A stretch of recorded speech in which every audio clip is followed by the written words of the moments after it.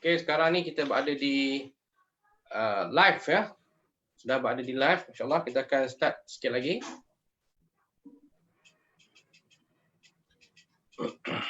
Boleh melihat page penerbit Universiti Malaysia Pahang kerana kita sudah pun berada dalam siaran langsung.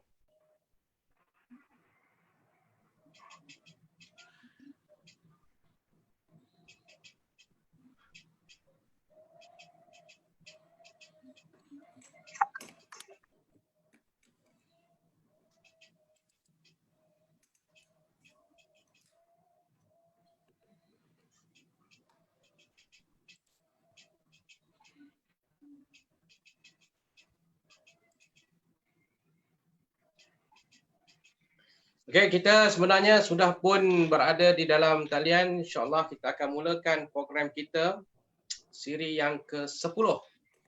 Diskusi suara UMP tidak lama lagi ya. InsyaAllah sambil-sambil itu kita menanti dan menunggu rakan-rakan di luar sana untuk bersama-sama menyertai kita pada malam ini. Kali ini kita buat special siri ini waktu malam ya. Waktu malam dan InsyaAllah cuba sama-sama kita kongsi, sharekan kita punya link untuk lebih ramai yang bermanfaat, yang lebih ramai yang akan dapat manfaat daripada perkongsian kita pada malam ini ya. Tunggu dulu view yang agak signifikan untuk kita mulakan diskusi kita pada malam ini insya-Allah. Diharap semua penonton, rakan-rakan maya, netizen bersabar. InsyaAllah kita ada lagi seminit dua sebelum kita mulakan diskusi kita siri yang ke-10.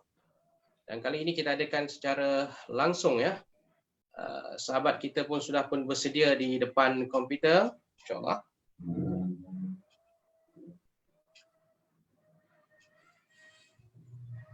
Sambil-sambil itu kita mohon rakan-rakan yang sudah berada dalam talian, jika tidak keberatan untuk sharekan link kita pada malam ini, sharekan kita punya posting kita ataupun siaran langsung kita dengan menekan butang share, dan sambil itu cuba like kerana ini merupakan sebahagian daripada inisiatif penerbit Universiti Malaysia Pahang dalam meraihkan program karnival jualan buku dalam talian penerbit UMP bermula 1 Mei hingga 9 Jun. Jadi ini sebahagian daripada aktiviti kita. Cuba raikan bersama. Semoga dapat share yang lebih kepada rakan-rakan yang lain di luar.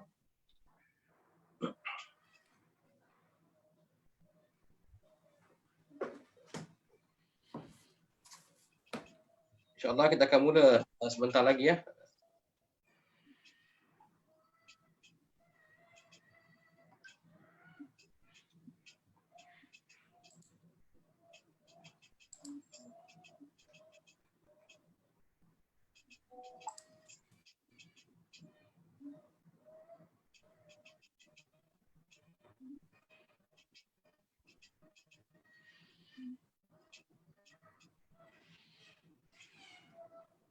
Harap rekan netizen sabar ya. InsyaAllah kepada mereka yang terlepas mengikuti siri 1 hingga 9, kerana pagi tadi kita ada juga satu lagi sesi bersama dengan Encik Khair Nadirun menarik diskusi tersebut. Jika ada yang terlepas boleh melihat kembali posting kita kerana kita juga akan mengadakan repost semula, dan mana-mana siri yang terlepas anda juga boleh melihat ataupun boleh menonton semula repost kita ataupun posting kita.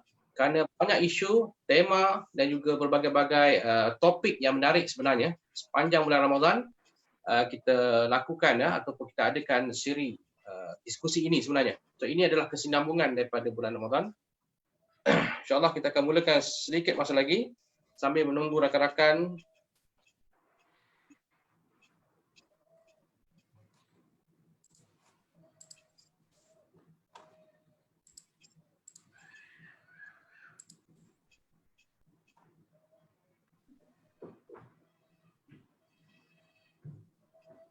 Mungkin malam ini ada yang free, ada yang masa sesuai, kita boleh kongsi ilmu. Ya.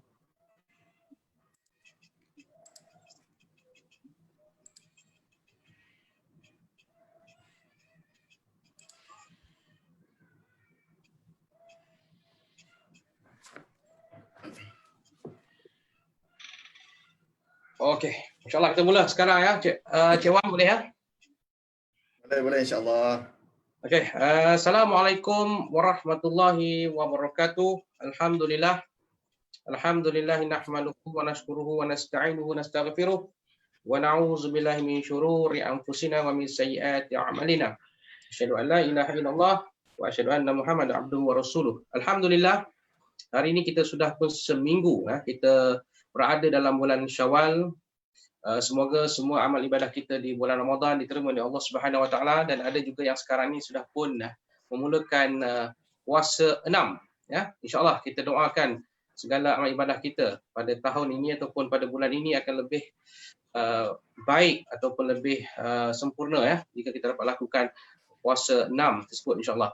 Dan diskusi kita pada malam ini adalah siri yang ke-10 ya, bersama dengan tetamu jemputan kita, iaitu saya rasa ramai yang kenal, rakan saya juga yang bukan baru ya, ini rakan lama ya. Memang saya rasa semua orang kenal, adalah Encik Wan Azli Wan Abdullah. Assalamualaikum Encik Wan. Waalaikumsalam warahmatullahi wabarakatuh. Selamat Hari Raya, maaf zahir batin, dah lama tak bertemu Encik Wan. Selamat Hari Raya, maaf zahir batin. Dia kalau boleh ulu tangan dia kat sini je lah kan. Kita boleh ulu macam ni. Okey. Alright Wan. Okey, Encik Wan adalah salam mayang. Ya, salam maya ya, kita berkait ginilah. InsyaAllah. Cik Wan Azli adalah merupakan pengarah ya sekarang ni, pengarah Pusat Komputeran dan Informatik CCI UMK. Ya Cik Wan. Tahniah di atas jawatan tersebut. Semoga amanah itu dapat dilakukan baik. Alhamdulillah ya, sebenarnya pada malam ini kita buat satu percubaan untuk melihat sejauh mana aktiviti ini juga boleh dilakukan sebenarnya bukan ke masa pagi ataupun malam. Petang kita boleh sebenarnya berkongsi pada bila masa inilah norma baru, sebahagian daripada norma baru yang akan kita lakukan pada masa akan datang insya-Allah. Dan lebih menarik pada kali ini atau topik yang kita bincang atau kita diskusikan pada hari ini adalah tentang ICT. ICT sebab Wan Azli ni ada orang ICT, so kita bincang tentang ICT, iaitu kesedaran dan pembangkit. Betul Wan? Cik Wan? Ya, saya. InsyaAllah kita boleh diskusi. Sebenarnya bukanlah terlalu serius. InsyaAllah pada mereka yang ingin bertanya kepada Cik Wan Azli, boleh letakkan soalan-soalan di ruang komen. Mungkin lepas ini kita akan bacakan mana-mana yang boleh kita baca, kita tanyakan kepada panel kita insyaAllah. Cik Wan, sebelum kita mula Cik Wan, mungkin sikit Cik Wan cerita sikit mungkin secara global ataupun senario ataupun secara umum, apa itu kata perkembangan ICT terkini lah dalam konteks pengajian tinggi barangkali ataupun secara umum. Mungkin ada pandangan. Silakan Cik Wan, mukadimah dulu. Bismillahirrahmanirrahim. Assalamualaikum warahmatullahi taala wabarakatuh. Pertama sekali saya ucapkan tahniah lah tahniah kepada penerbit Misi Malaysia Pahang melalui Suara UMP Suara UMP sempena Karnival Buku Ilmiah yang saya difahamkan oleh sahabat lama saya ni. Sebenarnya asli ni daripada zaman kampus lagi ni, daripada zaman belajar Universiti Malaya.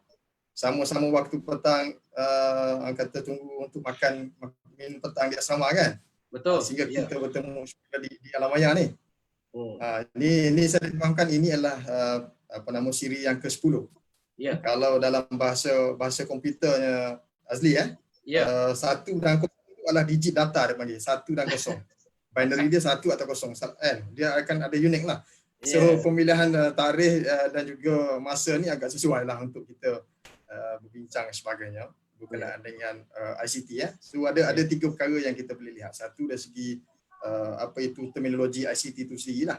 Sebelum kita pergi lihat kepada kesedaran dan juga pembangkit dan juga apa trend terkini Cik Azli Ya betul. Kadang-kadang saya biasa dengan Azli, kadang-kadang saya biasa dengan Ketua Sulung, kadang-kadang saya biasa dengan Saudara Azli kan.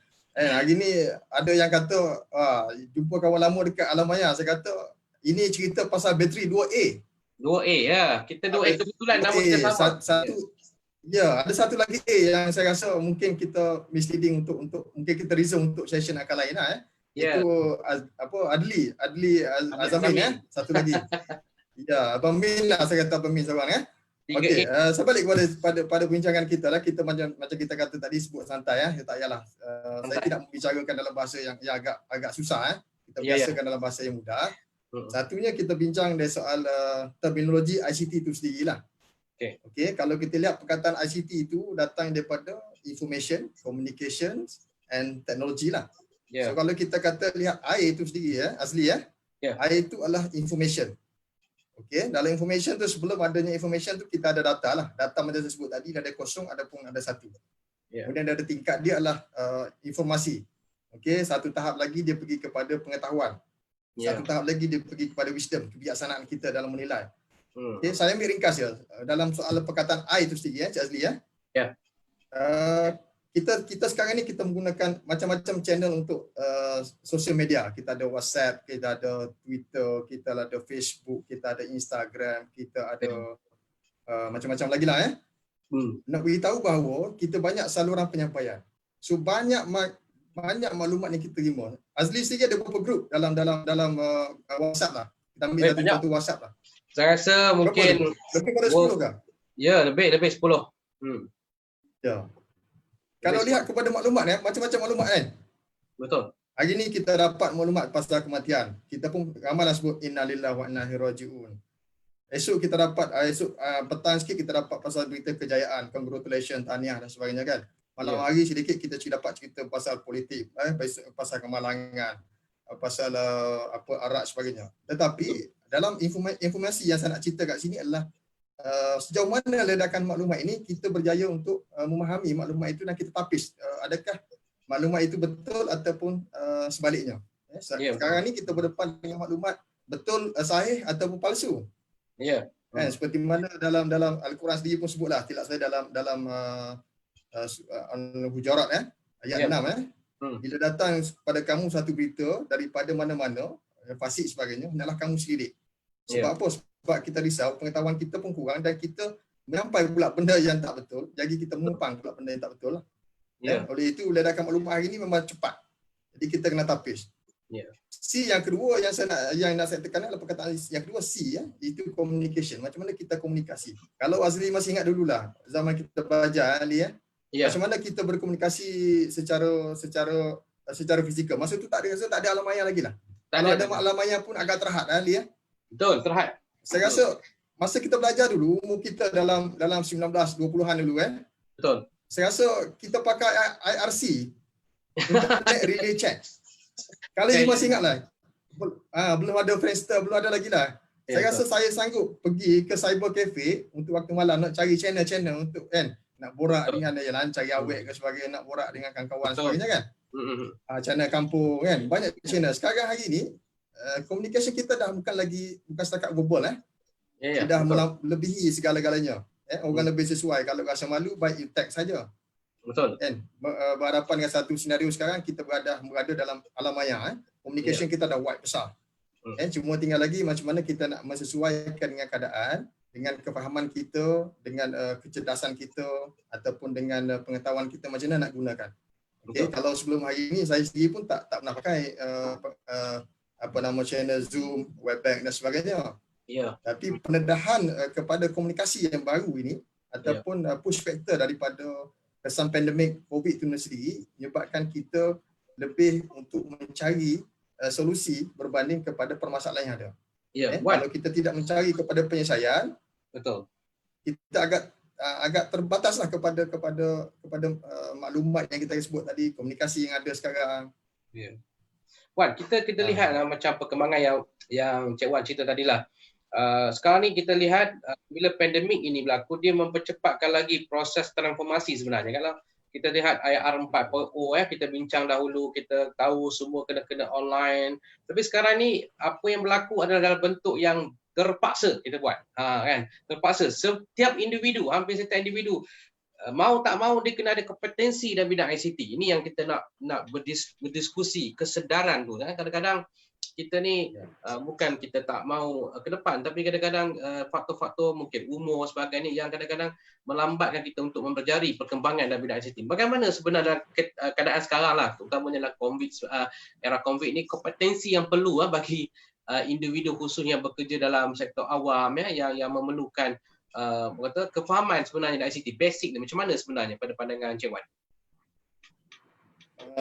Kita ambil satu keadaan yang saya sebut tadi adalah kita ada informasi Dan yang kedua saya sebutkan tadi adalah kita ada communication, macam mana channel kita nak hubung daripada jauh pada dekat sebagainya kan. Ini dah tanpa sempadan. Yang menjadi hambatan kita adalah sekarang faktor teknologi. Teknologi itu mungkin ke depan, katakan kita berada dalam kata industrial revolution.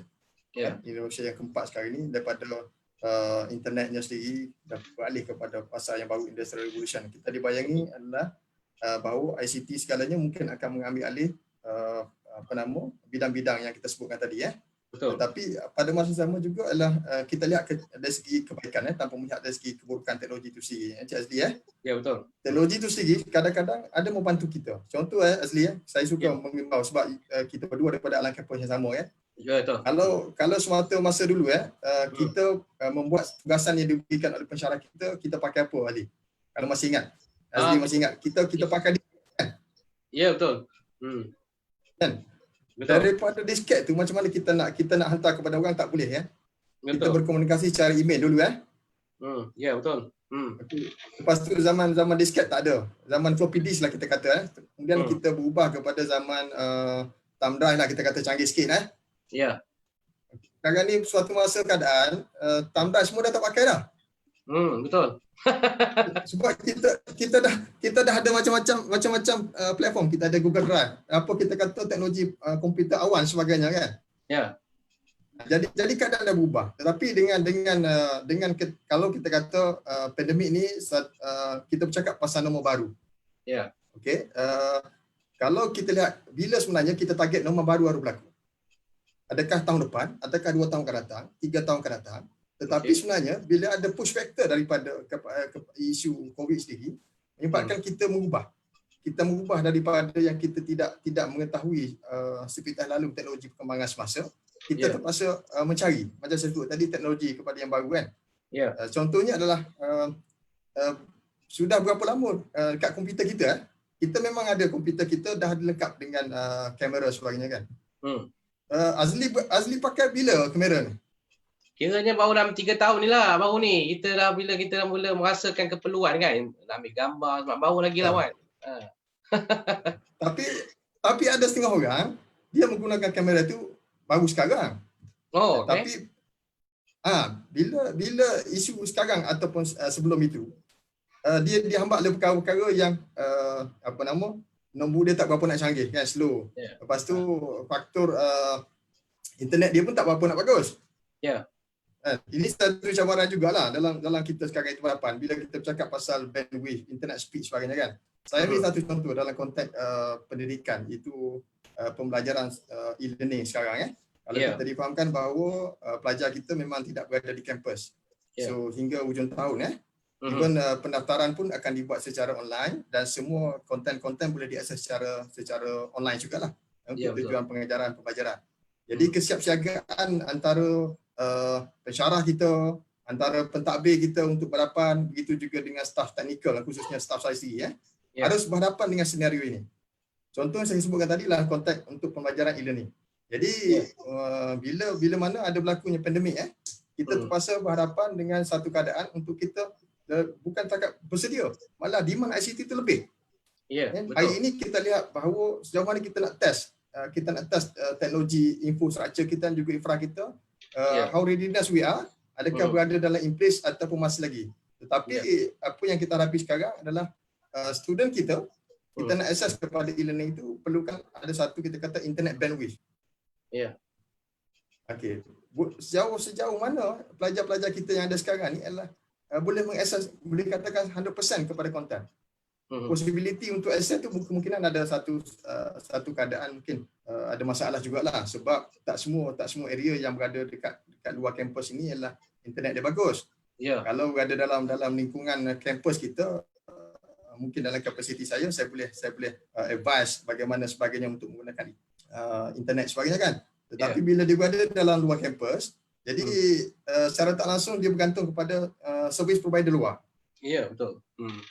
Contohnya kita ada pakai pelajar kita ataupun kita sendirilah, kita subscribe data plan menggunakan Maxis, menggunakan Digi kan. Tapi kalau lihat kepada statement MC sendiri pun dalam semenjak berlakunya COVID entah kawalan pergerakan ni adalah dia punya accessing itu ataupun trafik kepada internet itu semakin heavy dia. Ya, betul. Itu adalah perkembangan yang agak luar biasa. Kalau sebelum ni orang kata tak naklah online access secara maya dan sebagainya. Sekarang ni dengan adanya faktor-faktor ini dia dah lagi mencepatkan keadaan lah. Satu lagi, kita tahu dulu pernah berkhidmat di UMP, ya, sekarang ni pergi UMK dan terlibat dengan bukan sahaja dengan strategi, dengan pembangunan sistem. Apa masalah utama dalam orang kata membangunkanlah sistem, membangunkan orang kata bidang ICT ini dalam kerangka universiti. Apa isu utamanya yang mungkin boleh kita berkongsi di sini? Okey, cantik soalan tu, menarik Azli ya. Kalau Azli masih ingat bagaimana kita membangunkan satu sistem dekat penerbit UMP sendiri. Kalau Azli masih ingat Ya. Kita hanya berbincang secara asalnya secara orang kata kedai kopi lah. Secara kedai kopi macam mana kita bincang secara terbuka, macam mana kita nak dua agenda. Yang pertama adalah macam mana kita boleh menyediakan platform e-books itu kepada pelajar. Ya, betul. Azli, yang kedua adalah bagaimana kita boleh menjana pendapatan. Kalau masih ingatlah perkara yang jadi dalam keadaan begitu, ada satu cara kerja ni norma kerja sebelum ni lah. Ada setengah department ICT tu dia perlukan satu proses kerja yang jelas baru boleh develop sistem. Dia kena ada dia punya blueprint lah kita kata Azli ada proses documentation yang lengkap. Kalau tidak minta maaf, kita tak akan develop dia punya sistem. Tetapi bila kita cakap dengan saya pada waktu itu pada tahun 2014 Azli 2013-12 tak ingat. 2013. Bila kita bercakap pasal pembangunan sistem. Jadi saya kata why not kita buat pembangunan sistem ni secara rapid. Jadi ada setengah tu kita tak perlulah kata mengikut metodologi waterfall kan, kena buat user requirement sebagainya, kita just do it. Bila kita just do it, apa yang kita dapat Azli Saya rasa lebih kurang dalam berapa ratus ribu kita menjana pendapatan Azli Lebih 200,000 kan kita dapat. Lebih 200,000 Lebih. Kalau you masih ingat yang apa yang kita buat, kita mengandaikan kalau pelajar itu membeli sebiji buku, harga kata lebih kurang dalam RM15 lah. Dia dapat hanya sebiji buku saja. Betul. Contoh Tetapi bila kita buat secara e-book, secara IT ni adalah jadi student itu kita kenakan charge katakan lebih kurang dalam 100 meter RM50. Ya. Itu yang kita buat kan. Kita kenakan charge dia RM50. Dia boleh subscribe semua buku-buku yang ada dalam e-book ada. Bukan konten satu, konten 2 3 tapi secara soft copy lah. Ya. Dan itu adalah peluang-peluang. Saya juga nak ucap soalnya sekarang. Soalnya sekarang adalah sejauh mana di peringkat universiti ataupun sebagainya adalah kita recognize bakat-bakat yang ada dalam universiti ini menggunakan pembangunan secara in-house, secara dalaman. Ya. Kalau lihat, saya rasa secara bukan cara akhir tepat kalau kita kata kalau tak ada 100,000, 200,000, kita tak boleh bayang lah macam nak adakan sistem sebab kita kena depend on vendor. Betul. Tetapi dengan kepakaran, kita appreciate kepada kepakaran staf dalaman yang ada, dan saya rasa tak ada mustahil untuk kita develop in-house sistem yang ada tadi. Betul. Itu adalah satu ruang-ruang lah. Soalnya sekarang adalah macam mana kita raikan bakat-bakat yang ada dan kita berani untuk buat inovasi. Ini adalah beberapa perkara yang harus dilihat. Saya tertarik Wan tentang perkataan bakat-bakat yang ada yang kadang-kadang kita terlepas pandang pembangunan bakat terutama dalam bidang ICT ni. Kadang-kadang saya nak ambil contoh Cik Wan lah sebagai contoh saya katakan yang boleh saya katakan. Memang ICT itu adalah bidang Cik Wan, mungkin ICT ni besar sebagainya, tapi lain-lain inisiatif yang selama ini sebenarnya lahir daripada kehendak Cik Wan sendirilah.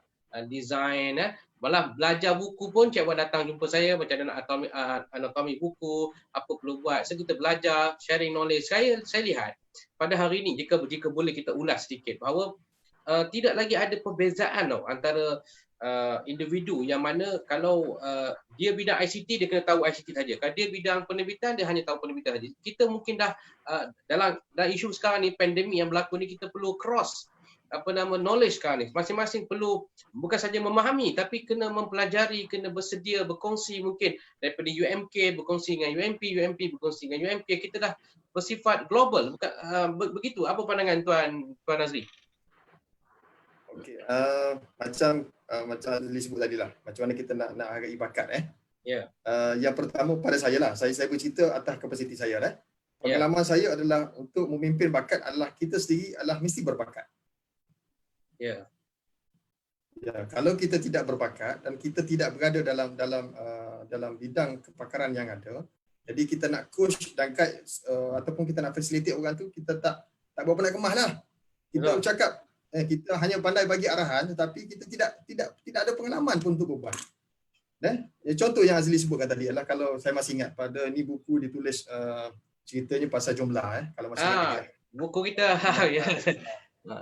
Kan saya menulis satu buku namanya jumlah ni berinternet. Jumlah berinternet. Jumlah tu maksud jumlah come. Come let's do it together bersama-sama. Waktu tu saya banyak membuat secara in-house training menceritakan macam mana saya nak support kepada PTJ untuk membangunkan content management secara platform jumlah. Jadi bila saya duduk dengan Azli saya duduk dengan Azli sama Azli ni terima kasih Azli sebab you guide saya daripada saya tidak belajar dari perkataan anatomi buku. Saya kata ingatkan bidang orang medical, saya belajar anatomi buku. Bukunya macam mana nak menulis kan. Jadi saya belajar. Walaupun dalam apa nama di kampus Universiti Melaya dulu saya presiden Persatuan Mas Melayu. Belajarlah sikit sebanyak terminologi sastra bahasa yang betul di BP dan sebagainya kan. Tapi bila Azli dia guide saya, Azli guide Azli. Jadi saya rasa boleh mengasih satu buku. Mengasih satu buku untuk diterjemahkan pada keadaan. Jadi itu yang saya kekalkan pada masa sekarang ni adalah untuk membolehkan menjadi macam kita sebutlah pasal leader dan sebagainya kan. Antara leader dan followers kan. You must or you be a good leader. Kalau you sendiri pun mesti datang daripada kepimpinan yang bagus lah. Kan? Kalau you hanya pandang mengarah tidak berbuat, saya rasa itu masalah besar. Sebagai satu contoh, saya ambil satu contoh yang berlatar belakang pasal pandemik. Saya dapat satu cabaran daripada pengurusan sendirilah. Jadi pengurusan kata dalam tempoh keadaan kita orang bertenang lah, semua orang duduk selesa dekat rumah sebagainya, Azli why don't you plan ataupun you buat satu inovasi macam mana kita nak lihat nak tahu koordinat staff kita dan kita padankan koordinat staff kita tu dengan kawasan berisiko zon hijau, zon merah sebagainya dan untuk tujuan kita melihat rantaian pandemik Jadi saya ambil cabaran itu dalam tempoh rasa seminggu sebagainya. Dengan saya ingat limitasi tim CCI yang ada sekarang pun mungkin tak ramai yang ada kepakaran untuk membangunkan mobile app. Saya sendiri pun especially dalam software development sebagainya. Sedikit sebanyak pengetahuan infra sebagainya. Jadi saya form the team untuk membuat satu smart tracking kalau Azli perasan saya pernah konsisten ni. Smart tracking itu tujuannya untuk mengesan koordinat staff dan juga untuk melihat macam mana status keberadaan staff itu sama ada selamat ataupun terlibat dengan infection jangkitan lah. Jadi kita kadang-kadang kita kena mencabar kelaziman. Mencabar kebiasaan ataupun kita kata norma sebut norma baru sebagainya. Mana individu tu kena berani mencuba sebenarnya. Berani, betul. Tapi prinsip saya mudah saja. Bila you dapat satu assignment ataupun dapat satu cabaran sebagainya, don't say no lah. Jangan kata tak boleh lah, susah. Once you put dia punya mind dia dah perkataan negatif dah ada you dah buat satu block dah. Tak boleh. Segalanya pada saya dia akan jadi susah. Tapi once you accept, orang kata dalam kataan besar kebaiklah kita terima. Nanti kita bincanglah secara belakang macam mana nak buat kan. Dan soal bajet ke berapa orang kepakaran terlibat itu bincang. Tetapi the first acceptance kita kena ada adalah we need to believe, understand juga. Kita believe, kita bawa boleh ni, tak ada masalah. Sebab ICT ni segala penyelesaian. Cuma mahu atau tidak mahu, cepat atau lambat je kita boleh dapat solution. Betul. Dan masih saya kedua adalah saya pegang pada prinsip selain berminda positif inilah kita kena permudahkan urusan orang lain. Walaupun hari ini itu asas ya. Asas permudahkan urusan orang lain. Kalau hari ini kita kata kita tak ready dalam soal infra ke ataupun infrastructure untuk support e-learning. Tetapi kita harus ambil cabaran itu untuk berbuat. Kalau kita tidak berbuat, esok pun tak akan jadi. Lusa pun tak akan jadi. Once kita dah start buat, mungkin sebulan, 2 bulan tu akan ada further improve. Kalau kita tak ambil cabaran, tak ada orang nak buat, selama-lama kita akan jadi cerita bangau-bangau, menyalahkan keadaan sebagainya kan. Sebab kepimpinan ni datang dah pergi. Hari ini saya tidak bicara soal jawatan sebagainya. Jawatan ini silih berganti. Tetapi bila saya diberi amanah sebagainya, saya harus melaksanakan tugas tersebut. Tetapi yang paling penting pada saya adalah dari segi continuity itu sendiri adalah saya mesti menyediakan staf-staf saya yang berani untuk ke depan. Wan, Wan, saya perhatikan ini kita sebab hubungan kita lah daripada universiti sampai ke kita jumpa di UMP kan. Saya lebih orang kata nak bersembang tentang budaya ataupun karakter Cik Wan sendirilah dalam konteks ini. Saya lihat dalam proses saya bekerja dengan Cik Wan selama ni di UMP sebagainya, termasuk dalam pembangunan sistem, Cik Wan lebih kepada sehingga buat satu kerja tu bukan hanya duduk level atas tau, dia turun ke bawah sampai staf kerani pun Cik Wan tahu apa dia punya kerja. Jadi ini yang unik yang ada pada diri Cik Wan ya. Boleh kita kongsi sikitlah. Ini leadership macam mana yang perlu ada bagi seorang orang kata pegawai ICT yang cemerlang lah kalau boleh kita katakan. Saya masih ingat pesanan daripada pemimpin-pemimpin saya lah, termasuklah Naib Chancellor saya yang sekarang Prof Datuk Azizi ya. Ya. Dia selalu ingatkan saya ataupun saya ingat saya ada Prof Dr. Samsudin, Datuk Ishak yang telah meninggalkan itu adalah beberapa leader-leader saya yang guide saya daripada seorang technical person sampailah saya masuk area level strategi. Boleh ada kemahiran untuk membuat segala-galanya di luar konteks ICT itu sendiri ya. Kalau kalau orang selalu membandingkan ICT itu orang nampak diri saya. Saya kata bukan begitu, tetapi adalah you nampak saya kerana mungkin because of my personality. Tetapi saya juga mengharapkan identiti dan personality orang lain itu sama macam saya. Kalau dia tidak ada kesedaran macam saya, dia tidak akan rasa untuk berbuat. Bila dia ada kesedaran, dia akan mulalah rasa untuk memudahkan urusan orang lain. Dan setengah orang kan bila macam saya sebut tadi lah, apa minta susah. Kalaulah saya tidak berada menyediakan diri saya itu dalam keadaan leadership yang betul. Jadi solution ataupun saya tidak mampu untuk memfasilitasi orang lain.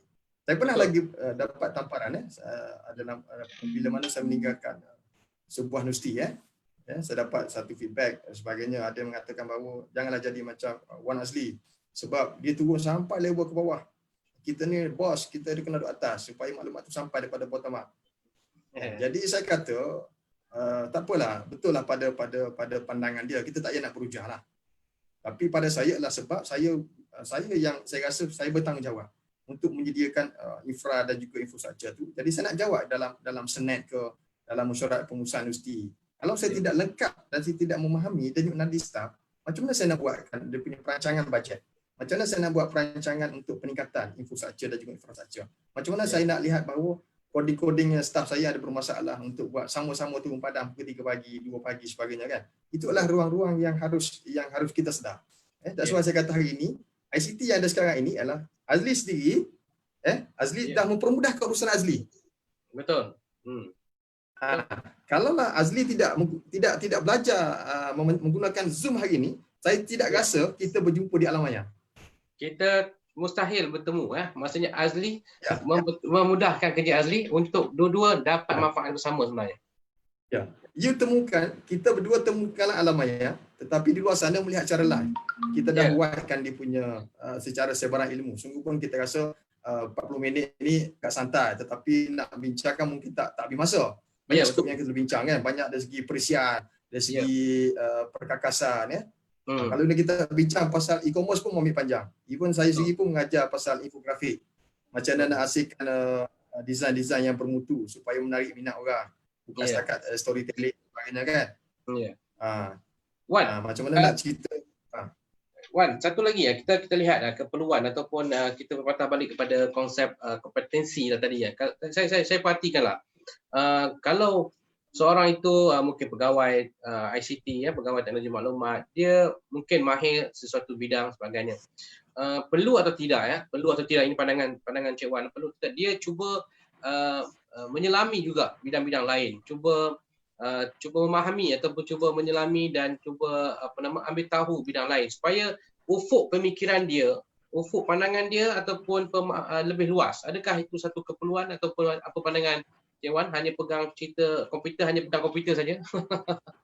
Tak perlu baca buku lain ke? Dia bila sebut pasal staff ICT itu sendiri lah, ramai yang beranggapan bahawa ICT ni bila sebut staff ICT, dia boleh buat semacam-macam. Sebenarnya dalam ICT sendiri ada disiplin. Ya, betul. Tak semua ICT, tak semua orang boleh dalam boleh membuat rangkaian network supaya memahami rangkaian network telefon komunikasi. Tak semua orang staff ICT boleh buat software development kan.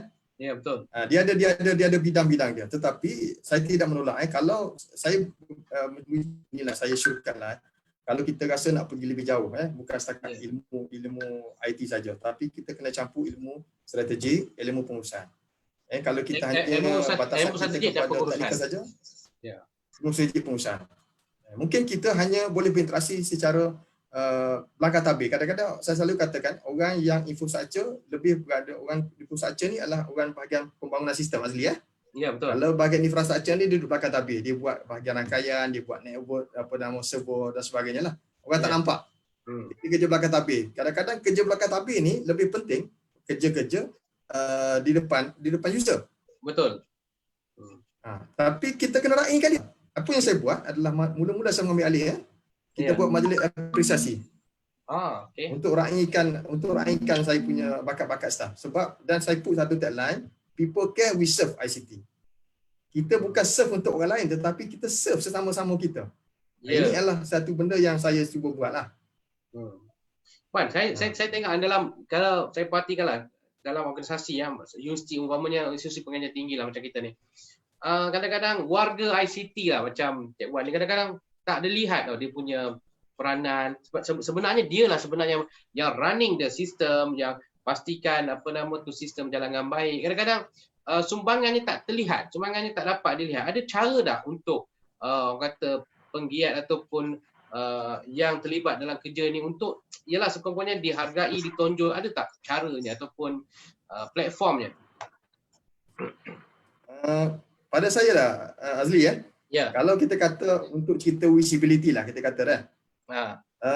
Saya ambil satu analogi Azli Kalau cawan berada atas meja sekarang kalau ada cawan bolehkah cawan itu bergerak tanpa kita yang mengalihkan? Kita mengalihkanlah kan. So maksudnya sekarang ni kita je merasa orang tak raikan kita. Sebenarnya kita yang kena buat macam mana nak menunjukkan visibility. Okey. Mana diri kita sebenarnya sepatutnya membuktikan. Kita ni hanya melihat, kadang-kadang kita melihat orang lain untuk berbuat. Macam kita kata, ICT mesti sediakan user manual. Macam mana nak menggunakan Zoom, nak menggunakan Webex, nak menggunakan Gmail. Sedangkan kalau keupayaan kita nak tunggu ICT, mungkin kita kata kita marah. 3 hari tak keluar lagi user manual. Why not use dia ambil inisiatif, pergi ke YouTube. Belajar. Tengok YouTube macam mana. Banyak. Soalnya adalah sejauh mana keupayaan kita itu untuk berbuat. Mana sejauh mana kesedaran. Sederhana. Silap sikit je kita kata ini soal ICT, ini soal ICT. Sedangkan pernah saya cerita pada pengalaman staff teknikal pukul 8 pagi ditelefon oleh somebody condemn masalah network dia tak dapat bilik kat bilik dia. Apa yang berlaku? Staff teknikal kita ialah bila kita dapat by phone kan SMS ni kita agak menarik lah kan. Jadi bila kita pergi tengok plug kabel dia tak tercucuk dengan betul. Jadi kalau boleh ilmu itu jangan kita letakkan pada orang lain. First layer itu kita. Saya tertarik Cik Wan tentang ilmu basic yang perlu ada lah kepada individu yang yang bukan dalam bidang ICT lah kadang-kadang. Kadang-kadang pelak tak sambung bukan masalah ICT sangat. Kadang-kadang dia sendiri tak ada inisiatif untuk lihat cari ilmu tu banyak macam dalam YouTube kadang kita boleh sendiri install, tak perlulah telefon dari pegawai ICT nak tahu macam mana sebenarnya. Kadang-kadang pemahaman itu kena jelas sebenarnya. Betul? Macam mana Wan? Saya nak tanya Azli lah. Ya. Sebelum Azli tanya saya nak tanya Azli balik. Okey. Kenapa Azli ambil inisiatif menjadi moderator dan mempraktikkan perkara-perkara teknikal dalam membuat persediaan untuk malam ini? Ataupun siri-siri lain lah? Pertama, kita rasakan itu kompetensi yang kita perlu ada sebenarnya. Kompetensi yang perlu kita ada meningkatkan kita punya satu kemahiran yang kita ada. Kita tak nak ketinggalan sebenarnya. Kalau kita ketinggalan, kalau kita tak tahu kan perkara ni, kalau orang tanya umpamalah macam mana kita nak jawab lah, itu antara faktor-faktor yang saya rasa kita perlu fikirlah. Saya rasa jawapan Azli itu dah mempermudahkan saya. That's why saya kata tadi, ICT itu datang bukan daripada CCI, bukan daripada ICT ataupun TMK, Pusat Teknologi Komputer kan. Kesedaran di ICT itu, Azli sendiri dah sedar. Sebab Azli nak accept dan juga adapt kepada norma baru. Ya, betul. Ya. Jadi nak tak nak, kita kena berusaha. Saya sendiri berhadapan lah dengan senario-senario macam-macam sekarang lah kan. Pelajar sendiri tak boleh nak akses. Kadang-kadang macam saya katalah, kalau dia mengambil inisiatif, kalau dia melihat masalah, dia tidak bergerak daripada masalah untuk melaksanakan proses pembelajaran. Tapi kalau dia mengambil inisiatif, mungkin dia zaman sekarang dah boleh bergerak kan.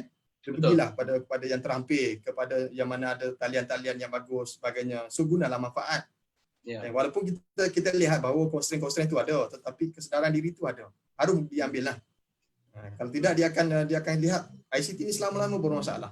Silap sikit ICT, silap sikit ICT kan. Tetapi macam Facebook jugalah. Facebook tidak menyediakan user manual, tetapi kita belajar self learning sendiri. Ya, betul. Wan, satu lagi Wan. Kenapa Facebook? Ya, betul. Wan, satu lagi tadi kita bicara tentang ICT. Sekarang kita tengok cuba konten dalam bentuk sekarang ni kan kita dah lihat ramai yang pergi online, e-commerce sebagainya. Sekarang ni dah ramai e-learning. Sekarang ni Cik Wan pun terlibat dengan e-learning. Adakah contohnya institusi pendidikan tinggi sekarang ni bersedia dah untuk berhadapan dengan senario ini, ataupun ICT ataupun teknologi maklumat, Jabatan Teknologi Maklumat dah bersedia dengan berhadapan dengan perkara ini dari segi mentaliti dan juga kemahiran? Pada saya, macam saya sebut di awal tadi adalah dengan adanya faktor pandemik ini, kadang-kadang dia mempercepatkan proses. Okey, katakan dalam perancangan ICT, kalau saya punya perancangan saya, katakan untuk tujuan penambahbaikan ini mungkin berlaku dalam setahun dua akan datang. Tetapi bila keadaan pandemik ini berlaku, mungkin dia dah jadi awal. Proses itu jadi awal. Jadi saya terpaksa review balik proses-proses tersebut dan saya kena angkat kepada pengurusan sebagainya untuk lebih memahami. Contoh saya dipahamkan oleh banyak universiti lain sebagainya, soal constraint dari segi bajet dan sebagainya. Tapi bila ada proses pandemik sebagainya, proses itu dipermudahkan. Mungkin certain budget itu dah boleh disalur kepada CCI. Kita mungkin tidak lagi travel bila ada proses maya gini. Betul. Bajet untuk penginapan, bajet untuk travelling sebagainya mungkin dikurangkan. Jadi sedikit sebanyak investment itu boleh disalurkan kepada ICT. Itu adalah sebahagian-bahagian proses-proses yang ini. Jadi soal bersedia ataupun tidak, pada saya adalah kita mesti bersedia. Sebab kalau tidak bersedia, bila kita nak buat? Kalau kita tak ambil peluang ini, betul. Tak ada pilihan. Kan? Maknanya sama ada kita nak atau tak nak, kesiapsiagaan tu kita kena sedia sebenarnya.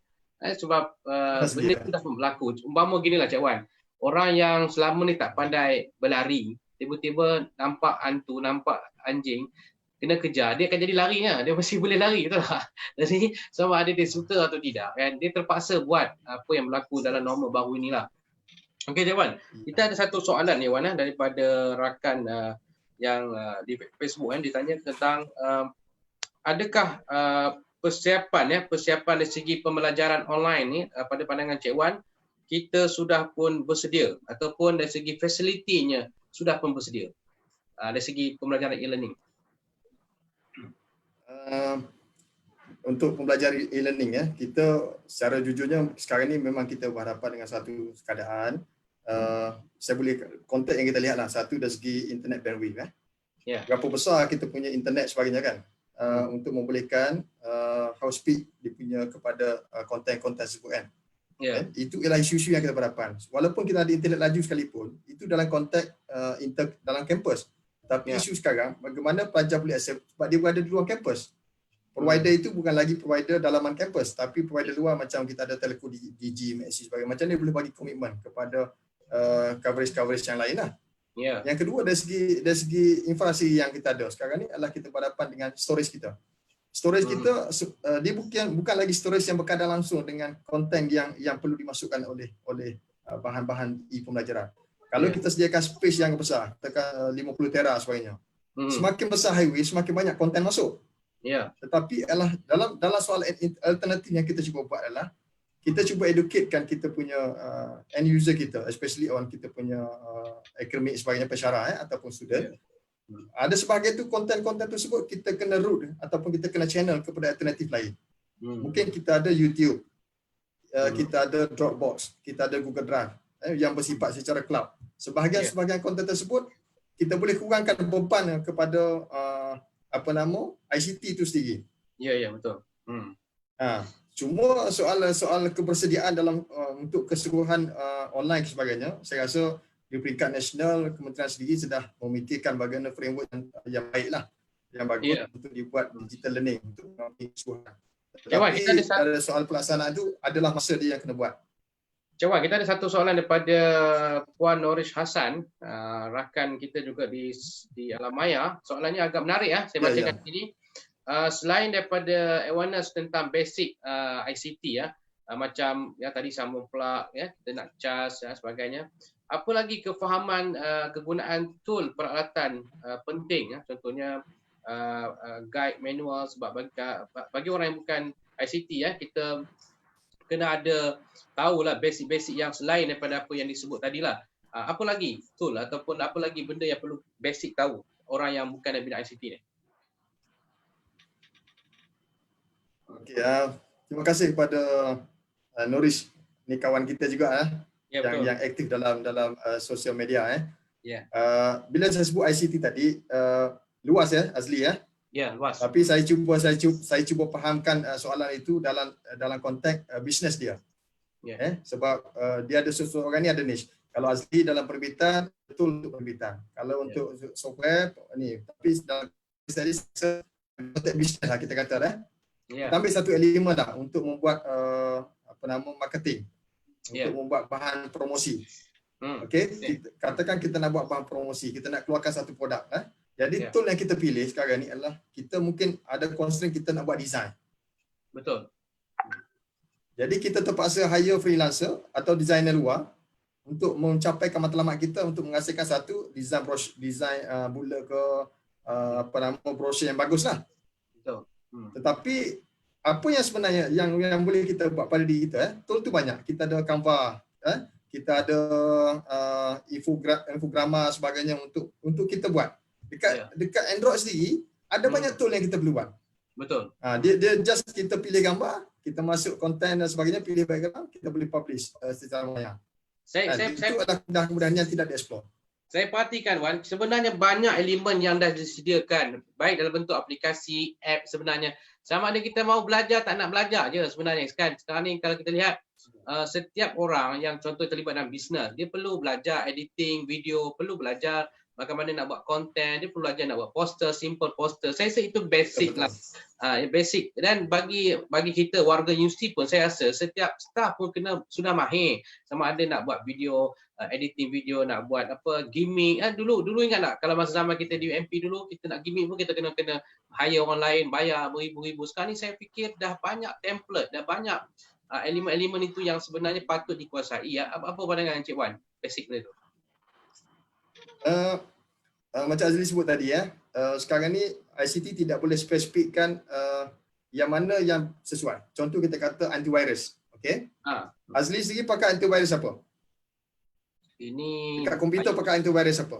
Saya pun tak sure. Dia punya antivirus apa? Avira ke kan? Panda ke McAfee ke sebagainya kan? Jadi kadang-kadang ICT ni dia tak boleh spesifikkan. Dia hanya memberi kesedaran dan juga tool yang bersesuaian. Tetapi itu pulang kepada kita yang nak memakainya. Ya, betul. Macam contoh tadi kan. Dia punya dekat Play Store sih banyak. Kadang-kadang kita pun tak sesuai. Mungkin Azli pakai software yang lain, saya pakai yang lain, tetapi outcome dia tetap sama. Ya, betul. Mana kita sekarang ni, kita ambil contoh mudah. Ya. Kita ni banyak sekarang kita banyak mengikut trend. Contohlah, kita ambil satu tak payah contoh panjang Azli Kita ambil Microsoft PowerPoint lah. Microsoft PowerPoint Azli version berapa? Ini 2000 berapa ni? 2000 Macam yakin tak yakin ke tak? Tak sure dia Wan. Bila kita tidak memahami satu yang dah ada depan mata, kita tak hargai, tiba-tiba kawan cakap, Azli, ada version baru lah keluar, kita jom lah install lah. Kita pun uninstall. Tanpa kita ganti terus. Ya, sedangkan elemen-elemen untuk berbuat nak buat tukar, nak masuk voice, nak masuk gambar sebagainya tetap sama. Tetapi versioning atau teknologi berubah. Betul. Tetapi sejauh mana kita mengkhususkan apa yang kita nak. Kalau kita ikut trend, handset pun kita tukar. Betul. Orang semua nak pakai handset Huawei. Betul. Kalau kita ikut trend, kita akan invest lah. Tapi kalau kita ikut apa yang kita nak, outcome yang sama, kenapa kita why pay more? Ya, betul. Kadang-kadang kita ni masih boleh guna version lama lagi. Tool-tool yang ada tu masih boleh diguna. Cuma kita terlalu ikut trend, kita rasa macam kita ketinggalan. Padahalnya kita pun tak teroka lagi. Microsoft Word, Excel pun kita tak habis belajar sebenarnya. Kan banyak lagi elemen yang kita tak tahu. Jadi kesedaran ni, sila. Satu lagi Azli, dalam ICT ni ada kali kita kena banyak sabar. Kesabaran ni bukan, saya tak nak cerita kesabaran dalam soal support, user support. Kesabaran kita dalam memilih faktor teknologi. Katakanlah Azli hari ni membeli teknologi, contoh katakan harga dia sekian-sekian dengan kapasiti sekian-sekian, right? Jadi saya tenung je, saya tengok sekejap, saya relax sekejap, saya faham. Jadi saya kalau boleh saya nak lintas Azli. Katakan you subscribe katakan 6 gig dengan harga 1 juta contoh. Saya pun sabar sikit, saya cari provider lain gini. Saya dapat 7 gig dengan harga 1 juta contoh. Pemilihan itu penting. Kesabaran itu dalam memilih dan juga harga 7 itu kena jelas. Jangan kan ikut trend. Semua pergi cloud. Jomlah kita pergi cloud tanpa kita memahami apa rasional dia. Mungkin ada proprietary, ada license. Ada orang ni tak dapat mungkin license dia satu dapat free banyak contoh. Betul.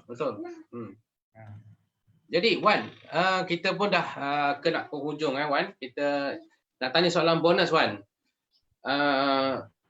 Kita nak apa bacaan sepanjang PKP ni Wan yang Wan baca buku? Yang boleh buku buku apa yang Cik Wan baca sepanjang PKP ni? Yang boleh kita kongsi, pasti ada buku yang buku yang saya belajar sekarang adalah paling simple Yang saya tengok sekarang adalah banyak secara online lah. Dalam konteks saya sekarang banyak online. Hari ni saja saya tengok macam mana dia punya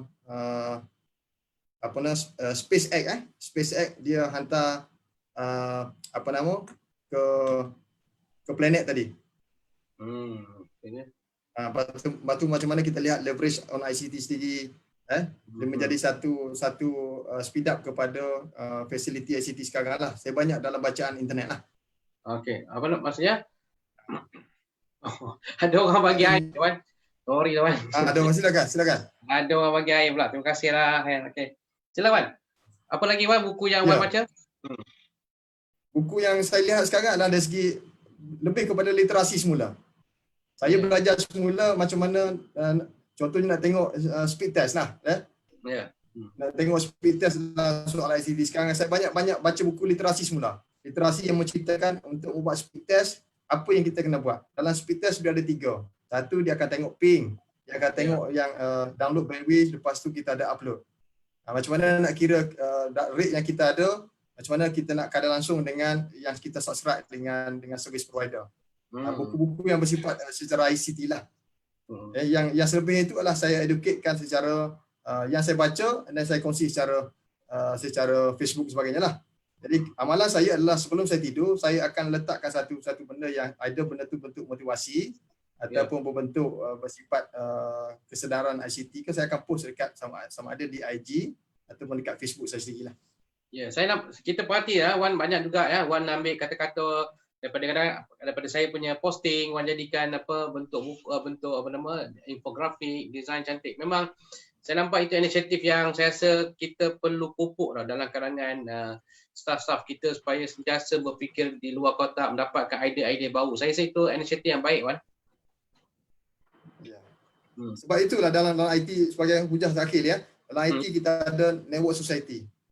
Kita bukan lagi bersifat dalam diri kita, tetapi kita kena berhubung dengan orang lain. Kepakaran itu dan juga perkongsian ilmu itu akan lebih besar. Betul. Oh, ini Wan, ada satu soalan daripada Encik Ramai, Wan. Ya.